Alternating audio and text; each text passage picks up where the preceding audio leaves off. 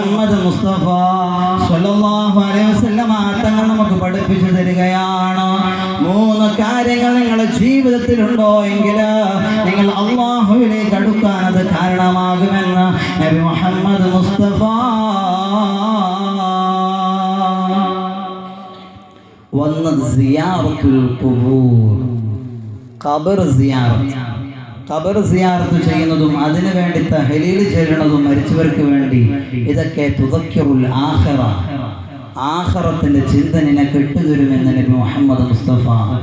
അത് നമ്മുടെ ഹൃദയത്തിൽ മാറ്റം വരുത്താൻ കാരണമാണ്.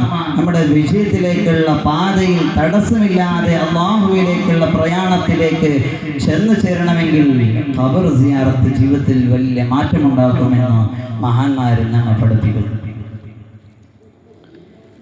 2 ഹുദൂർ മജാലിസിൽ വഅദ്, ഇതുപോലെയുള്ള വഅദിന്റെ സദസ്സിൽ വന്നിരുന്നാൽ നമ്മുടെ ജീവിതത്തിൽ മാറ്റങ്ങൾ ഉണ്ടാകും, അല്ലാഹുവിലേക്ക് അടുക്കാൻ അത് കാരണമാകുമെന്ന് നബി മുഹമ്മദ് മുസ്തഫ.